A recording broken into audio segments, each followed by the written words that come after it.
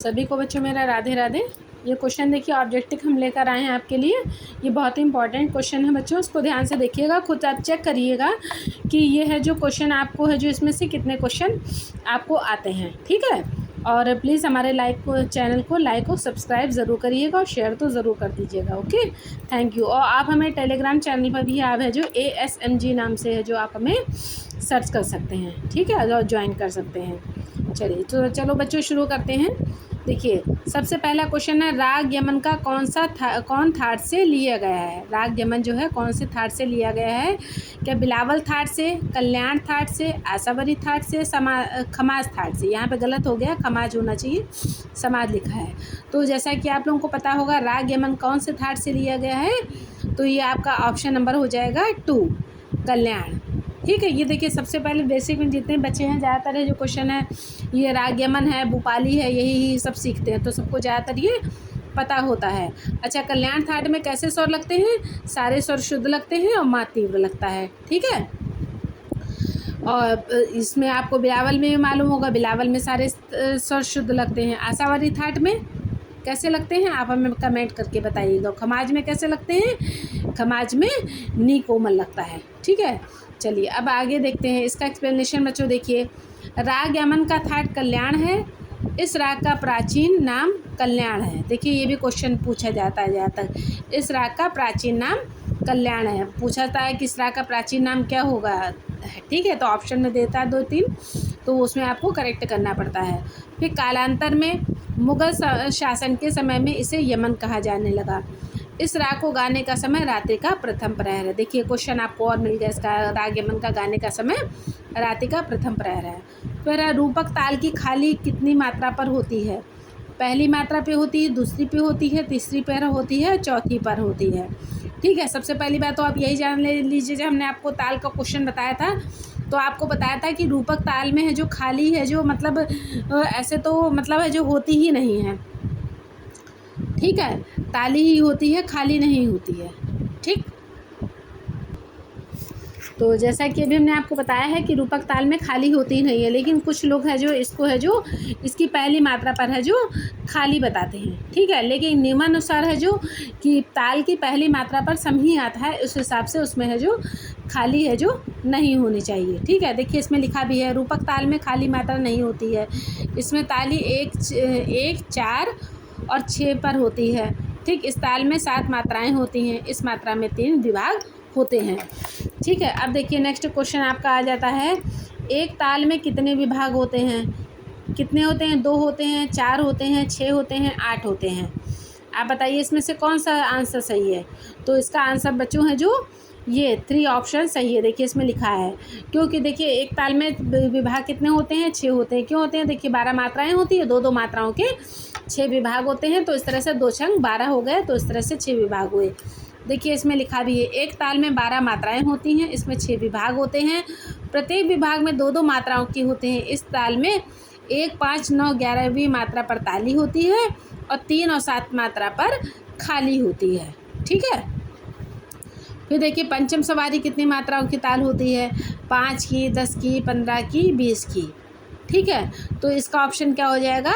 Number 3, 15 मात्रा की। ठीक है, देखिए पंचम सवारी 15 मात्राओं की ताल होती है, इसमें 4 विभाग होते हैं। इस ताल में 1, 4, 12 मात्रा पर ताली होती है और खाली खाली कौन सी किस मात्रा पे होती है? 8वीं मात्रा की। और बच्चों उसके बोल क्या होते हैं? धी ना धी धी कत, धी धी ना धी धी ना ती, कृति ना त्रिकट तू ना कत्ता, धी धी ना धी धी ना, ये बोल होते हैं। ठीक है, तो इसको भी बच्चों ज़रूर याद करिएगा। फिर नेक्स्ट क्वेश्चन आपके है, ख्याल के साथ कौन सा ताल नहीं बजाया जाता है? ठीक है, झूमरा नहीं बजाया जाता है, 4 ताल नहीं बजाया जाता है, दीपचंदी नहीं बजाया जाता है, 1 ताल नहीं बजाया जाता है, तो इसका आंसर हो जाएगा 4 ताल। ख्याल के साथ 4 ताल नहीं बजाया जाता है, ध्रुपद गायन के साथ 4 ताल लगाया जाता है। ये भी देखिए कि इंपॉर्टेंट क्वेश्चन जैसे पूछा जाता है 4 ताल किस ताल के साथ किस गायन शैली के साथ लगा सकता है। ठीक है, तो ऑप्शन में तो ये देखिए आपका ये भी आपका पूरा कंप्लीट हो गया स्टेटमेंट, क्योंकि ये खुले बोलों की ताल है। ठीक, खुले बोलों की है, मतलब ये पखावज पर भी बजाई जाती है। जो ताल वाला हम आपको पढ़ा रहे थे उसमें सब हमने बताया हुआ है कि जो खुले बोल की ताल होती है वो पखावज पर बताई जाती है, और भी बाकी चीज़ें बताई हैं तो आप उसको पीछे से अपने वीडियो को तो आप देखिएगा, हमारे वीडियो को, उसमें सब कुछ पता लिखा हुआ है सही से, ठीक। और एक वीडियो वो भी बना है जिसमें सारी तालों के सामने एक साइड में सारी तालें लिखी हैं और उसके साथ में है जो कौन कौन सी चीज़ों में उसको प्रयोग किया जाता है, ये भी सब बच्चों है जो लिखा हुआ, उसको ध्यान से देखिएगा। बहुत अच्छा टॉपिक है वो, उसमें आपको इधर उधर ढूंढना नहीं पड़ेगा, उससे है जो कई सारे क्वेश्चन आपके सॉल्व हो जाएंगे। फिर देखिए नेक्स्ट, जब ताल कितनी मात्राओं की होती है? 10 मात्रा की, 12 मात्रा की, 14 मात्रा की, 16 मात्रा की। तो आपका ऑप्शन क्या हो गया? नंबर 1 10 मात्रा की। जब ताल में 10 मात्राएं होती हैं, इस ताल में 4 विभाग होते हैं। पहला तीसरा विभाग 2-2 मात्राओं का, और है जो दूसरा चौथा विभाग 3-3 मात्राओं का होता है। इसके बोल क्या है बच्चों? धी ना, धी धी ना, ती ना, धी धी ना, ये बोल है। पर देखिएगा 3-4 3-4 4 विभाग के कौन से ताल में होता है? झूमरा में, सूल ताल में, कहरवा ताल में, दादरा ताल में, ठीक है। 3-4 3-4, आप सोचिए किस में होता है। तो देखिए 3-4 3-4 है जो का विभाग झूमरा ताल में होता है। झूमरा ताल में 14 मात्राएं होती हैं। इस ताल में 1, 4 और 11वीं मात्रा पर ताली होती है और 8वीं मात्रा पर खाली लगती है। और देखिएगा इसका ऑप्शन नंबर जैसा 1 नंबर दिया है तो झूमरा पे दिया है, ठीक है। और 14 मात्रा की कौन कौन सी ताल बच्चों हो गई? एक आपकी आड़ा 4 ताल हो गई, एक आपकी धवार ताल हो गई, ठीक है। तो ये सब है जो आपकी हो गई, ठीक। चलिए आगे देखिए। फिर एक ताल में खाली कौन कौन सी मात्रा पे होती है? तो अभी पीछे आपने पढ़ा था, 1 3 पर होती है, 5 7 पर होती है, 9 10 पर होती है, 9 11 पे होती है। तो किस पर खाली होती है? इसमें है जो खाली होती है 3 और 7 पे खाली होती है, लेकिन बच्चों इसमें ऑप्शन ये नहीं दिया है, ठीक है। तो ये क्वेश्चन है जो आप इसको देख लीजिएगा, आंसर हमने आपको बता ही दिया है। 3 और 7 पर खाली होती है, 1 5 9 11 पर ताली होती है। और विभाग कितने होते हैं? 2-2 मात्राओं के 6 विभाग। फिर है पंडित विष्णु नारायण भातखंडे जी का जन्म कहाँ हुआ था? 10 अगस्त 1860 में, 12 अगस्त 1960 में, 13 अगस्त 1660 में या 14 अगस्त 1760 में। तो इसका ऑप्शन क्या है? नंबर 1 10 अगस्त 1860 में। फिर पंडित विष्णु नारायण भातखंडे का जन्म बम्बई प्रांत के 10 अगस्त 1860 को हुआ था और वह दिन कृष्ण जन्माष्टमी का था। भातखंडे जी को संगीत में बचपन से ही रुचि थी। बचपन में ही अपनी माता के मधुर कंठ का अनुसरण कर इन्होंने संगीत शिक्षा प्रारंभ की थी। अच्छा, अब देखिए नेक्स्ट क्वेश्चन। बालकृष्ण बुआ इचल करंजीकर के मुख्य शिष्य कौन थे? ये क्वेश्चन हमने आपको पिछली बार भी बताया था। और ये जो क्वेश्चन बच्चों हम आपको करवा रहे हैं, ये जो मतलब टीजीटी में क्वेश्चन आ चुके हों, ज़्यादातर क्वेश्चन आपने देखे होंगे। पिछला वीडियो आप देखिएगा, आपको जो हमने क्वेश्चन बताए हैं उसमें भी देखिएगा 1-2 क्वेश्चन इसमें से रिपीट हुए हैं, तो उसको मैच करिएगा, उसको और अच्छे से पढ़िएगा, ठीक है। तो इसका ऑप्शन है विष्णु दिगंबर, तानसेन, रविशंकर या विष्णु नारायण भातखंडे। तो इसका पहला क्वेश्चन क्या हो जाएगा? विष्णु दिगंबर। मिरज रियासत के आश्रय में प्रसिद्ध गायक पंडित बालकृष्ण बुआ इचल करंजीकर रहते थे और उनकी छत्र छाया में बालक विष्णु दिगंबर पुरस्कार की संगीत शिक्षा प्रारंभ हुई। ख्याल गायन इनकी मुख्य शैली थी, ठीक है। फिर है आपका क्वेश्चन है, अलाउद्दीन खिलजी के दरबार में मशहूर गज़ल गायक का नाम क्या था? क्या उस्ताद अल्लाह रखा खान था, तानसेन था, या इनायत खां था, या अमीर खुसरो था? ठीक है, इन चारों ऑप्शन में आपका क्या ऑप्शन हो जाएगा देखिएगा। तो इसका ऑप्शन नंबर 4 हो जाएगा अलाउद्दीन खिलजी, ठीक है। और इसका है जो पहला और जो था उस्ताद अल्लाह रखा खां, तो ये सब तो है जो मतलब है जो तबले से संबंधित थे, ठीक। तानसेन थे गायक थे वो जो अकबर के थे। फिर आपका इनायत खां, इनको देखिएगा किस चीज़ पे और है जो इसका फिर है नंबर 4 ऑप्शन हो जाता है अमीर खुसरो। अब इसकी एक्सप्लेनेशन देखिए।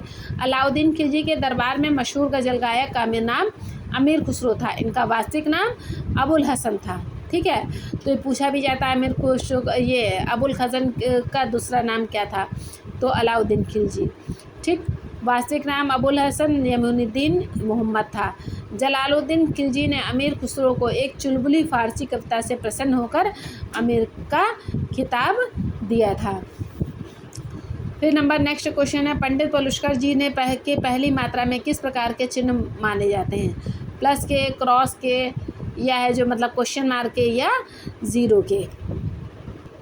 तो ये इसका ऑप्शन बच्चों ये देखिए, ये वाला है जो चारों हैं जो गलत हैं, क्योंकि इसका सही आंसर क्या है देखिए लिखा है लिखा भी है, इस प्रश्न का विकल्प गलत है। पंडित पलुस्कर जी ने पहली मात्रा के चिन्ह के नाम से है जो पहचाना था। मतलब इसमें क्या ऑप्शन होना चाहिए, इसमें 1 नंबर का ऑप्शन होना चाहिए।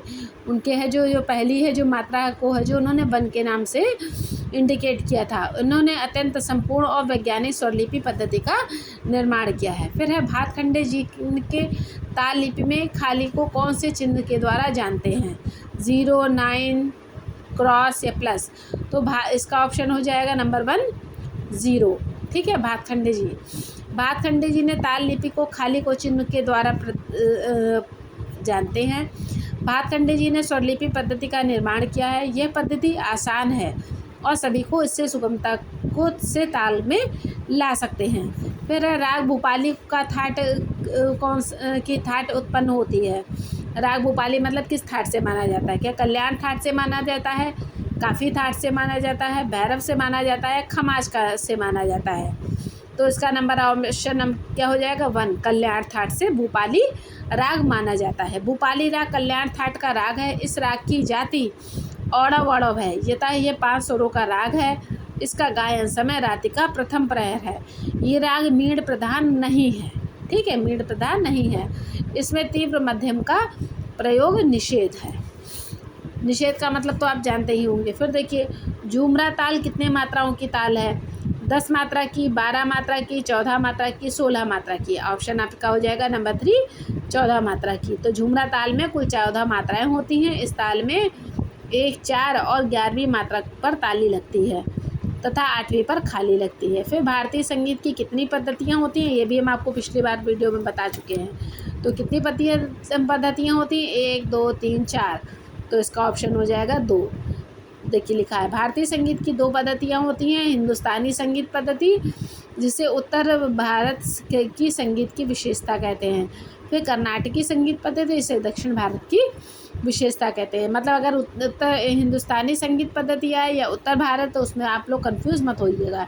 या और इसमें जाकर कर्नाटक संगीत पद्धति या दक्षिण के लिए अगर कहे तो भी कंफ्यूज मत होइएगा। गायन के उपयोगी नाद को क्या कहते हैं, स्वर कहते हैं, सप्तक कहते हैं, स्वरांतर कहते हैं या तार सप्तक कहते हैं। तो इसका आंसर आ जाएगा उपयोगी नाद को स्वर कहते हैं। ठीक, अब देखिए आगे। देखिए नंबर 1 ये लिखा है, गायन में उपयोगी नाद को स्वर कहते हैं। ध्वनि उत्पन्न होने का वैज्ञानिक आधार यह है कि जब किन्हीं 2 वस्तुओं के टकराव में घर्षण होने लगता है तो उस वस्तु में कंपन पैदा होती है। ये कंपन नियमित और स्थिर होने लगती है और वो संगीतोपयोगी और कांड ध्वनि प्रिय ध्वनि नाद कहलाती है। ठीक, नाद की परिभाषा जब हमने आपको पढ़ाई है तो उसमें देखिएगा इसकी है जो यही डिफिनेशन दी है। फिर देखिएगा, सप्तक तार कितने होते हैं, 3, 4, 5, 6 कितने होते हैं। तो सप्तक तार कितने होते हैं, 3 होते हैं ना। फिर देखिए, 7 स्वरों के समूह को सप्तक कहते हैं। सप्तक को 3 भागों में बांटा गया है, मंद सप्तक, मध्य सप्तक और तार सप्तक। ठीक है, मध्य सप्तक के बाद या आगे वाला सप्तक तार कहलाता है। यह मध्य सप्तक का दुगना होता है और इसमें है जो कितने स्वर होते हैं, 12 स्वर होते हैं। ठीक है, सप्तक तो 3 होते हैं लेकिन है जो इसके है जो स्वर कितने होते हैं सप्तक में, 12 होते हैं। ठीक है, और यहाँ पे देखिए पूछ दिया गया है सप्तक तार कितने होते हैं। ठीक, तो तार नहीं, यहाँ पे सप्तक के स्वर होगा क्वेश्चन। फिर है, शुद्ध स्वर से ऊपर नीचे आने वाले स्वर को क्या कहते हैं। ऊपर से नीचे, कल हमने आपको बताया था ऊपर से जो नीचे आते हैं स्वर, ठीक, तो उनको क्या कहते हैं, इनको कहते हैं विकृत स्वर। ठीक है, ऊपर से नीचे को आ गए जो स्वर 7 आपके होते हैं, सारे गामा पा धा नी, ये सब शुद्ध स्वर हैं। इनमें से सा और पा अचल माने जाते हैं क्योंकि ये अपनी जगह से ज़रा भी नहीं हटते हैं। बाकी 5 स्वरों को विकृत या विकारी स्वर भी कहते हैं क्योंकि ये अपनी जगह से ऊपर या नीचे हट जाते हैं। फिर स्वरों द्वारा ऊपर किए जाने की क्रिया को कहते हैं आरोह, अवरोह, पकड़, जाति। ठीक है, तो इसका आंसर हो जाएगा आरोह। स्वरों द्वारा ऊपर जाने को आरोह क्रिया और नीचे आने को अवरोह क्रिया कहते हैं। मध्य सप्तक के सा से तार सप्तक के सा तक चढ़ाने की क्रिया का नाम है अवरोह और सा से सा तक अर्थात तार सप्तक से मध्य सप्तक के तार सा तक उतरने का नाम अवरोह होता है। मतलब ऊपर चढ़ने, जितने स्वर नीचे से ऊपर चढ़ते आएंगे तो आरोह में आएंगे, ऊपर से नीचे चलते आएंगे तो वो अवरोह हो जाएंगे। राग में कम से कम कितने स्वर होने चाहिए? 4, 5, 6, 7। तो इसका आंसर हो जाएगा 5। जब राग के लक्षण पढ़ाए हैं तो हमने आपको ये चीज़ बताई है। ठीक है, इसमें यही है जो लिखा है, राग में कम से कम 5 स्वर होने चाहिए। वातावरण पर प्रभाव डालने के लिए राग में गायन वादन 8 अविभाज्य 8 अंगों का प्रयोग होना चाहिए। फिर थाट कितने होते हैं? 7, 8, 9, 10। तो थाट कितने होते हैं? 10 होते हैं, सीधी सी बात है। इसमें क्वेश्चन क्या क्या लिखा है? संस्कृत में थाट का अर्थ मेल होता है। थाट रागों के वर्गीकरण हेतु तैयार की हुई पद्धति है। पंडित विष्णु भातखंडे जी ने थाट 10 बताए हैं। वैसे तो हिंदुस्तानी संगीत में 32 थाट होते हैं। अब देखिए नेक्स्ट क्वेश्चन है, जिन थाटों से राग उत्पन्न होते हैं उसे क्या कहते हैं? जन्य राग, आश्रय राग, विवादी राग या अनुवादी राग। तो इसका आंसर नंबर हो जाएगा आपका आश्रय राग। जिन थाटों से राग उत्पन्न होते हैं उसको कहते हैं आश्रय राग। फिर इसका देखिए लिख दिया हुआ है, जिन थाटों से राग उत्पन्न होते हैं उन्हें आश्रय राग कहते हैं। स्वरों की ऐसी मधुर ध्वनि जो वायुमंडल पर प्रभाव अंकित करने में समर्थ हो वो राग कहलाता है। फिर नेक्स्ट क्वेश्चन है, नाद की कितनी विशेषताएं होती हैं? 2, 3, 4, 5। कितनी विशेषताएं होती हैं? तो इसकी होती हैं 3 विशेषताएं। ये भी हमने आपको पढ़ाया है, देख लीजिएगा। आपको याद इससे पढ़ेंगे तो रिमाइंडर हो जाएगा। नाद की 3 विशेषताएं होती हैं। एक तो नाद का छोटा बड़ापन, नाद की ऊंचाई नीचाई, नाद की जाति या गुण। ठीक है। फिर है, स्वरों की चलन को क्या कहते हैं? स्थाई, अंतरा, अलंकार और पकड़। ठीक है, तो इसका आंसर क्या हो जाएगा आपका? अलंकार। स्वरों के चलन को क्या कहते हैं? ठीक, स्वरों के चलन को अलंकार कहते हैं। ये स्वर एक निश्चित ऊंचाई की आवाज़ का नाम है। यह कर्ण मधुर आनंदमयी होती है और संगीत में मूल 7 स्वर हैं जो 12 स्वर हो जाते हैं। ठीक है, तो आज के लिए बच्चों आपके है जो 25 क्वेश्चन, ये आज के लिए इतने ही हैं। आगे हम आपके लिए और कलेक्शन लेते आएंगे। अगर आपको क्वेश्चन है जो अच्छे लग रहे हैं, समझ में आ रहे हैं, तो आप प्लीज़ हमारे चैनल को लाइक और सब्सक्राइब और शेयर ज़रूर कर दीजिएगा। और टेलीग्राम ज्वाइन हमारा चैनल में उसमें ज्वाइन कर लीजिएगा। Thank you, have a nice day.